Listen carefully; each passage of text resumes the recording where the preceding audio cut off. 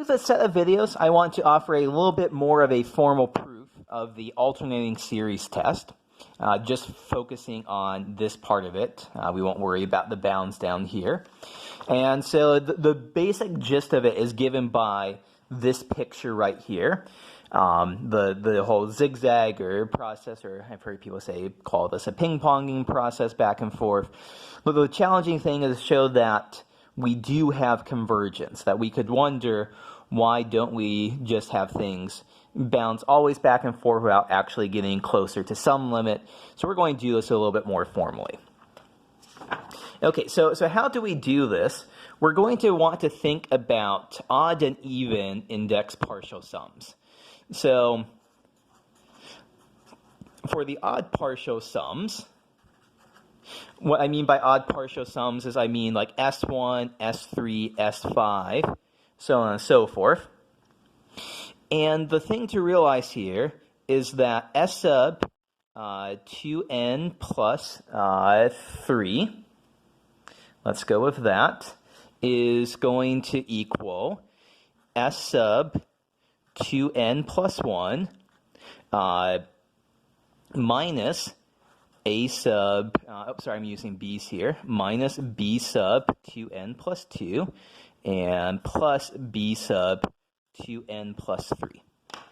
So this is just saying, all this is saying here, what is S sub 7, if like n is equal to, let's say, 2 here, S sub 7 is S sub 5 minus b6 plus b7. And the thing to realize is that because bn plus 2 is bigger than b2n plus 3, so when we subtract off b2n plus 2 minus b2n plus 3, this is positive. So S sub 2n plus 3 is equal to S sub 2n plus 1 minus something positive. So we conclude that S sub 2n plus 3 is less than S sub 2n plus 1.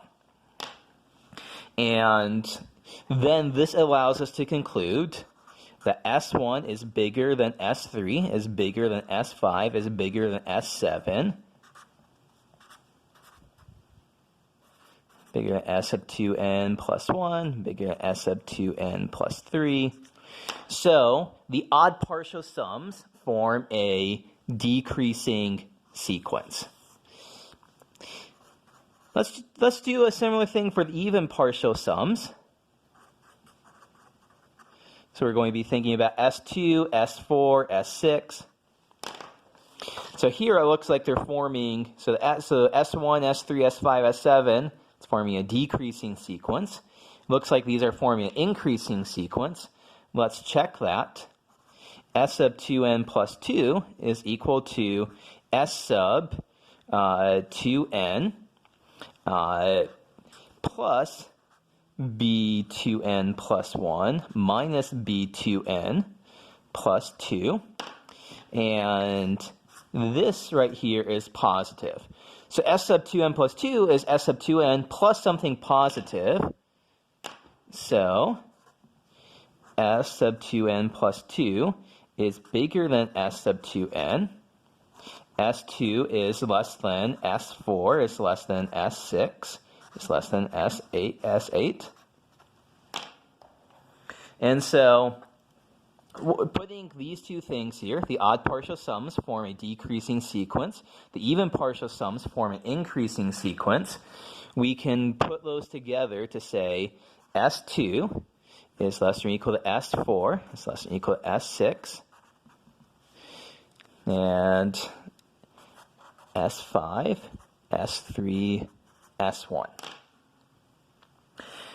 Okay, so another important thing here is that there's bounds above and below. So the even partial sums are increasing and bounded above, and the odd partial sums are decreasing and bounded below. And so this is when we want to go back to our monotone convergence theorems back in section 10.1. And so it promises that any monotone sequence, an increasing sequence or decreasing sequence, that's bounded above or below as appropriate, is guaranteed to converge. So the point here is that the even partial sums must converge, and the odd partial sums, those sequences must both converge.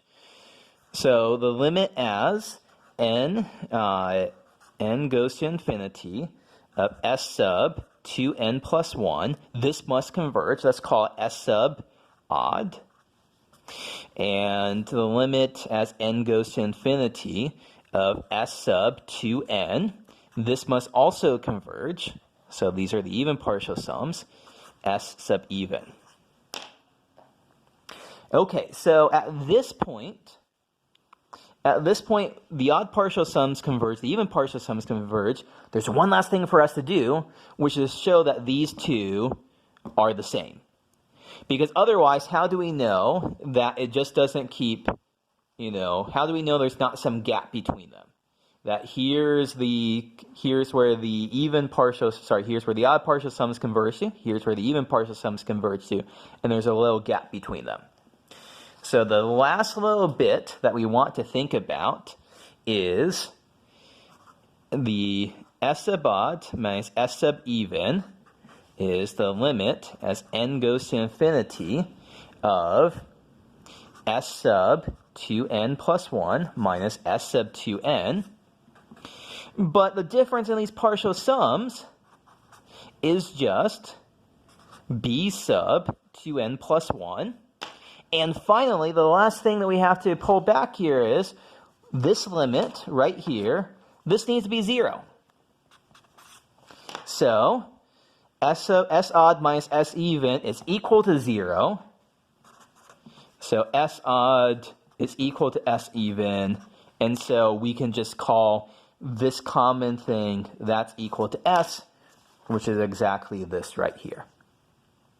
Okay, so that is a proof of this very important test.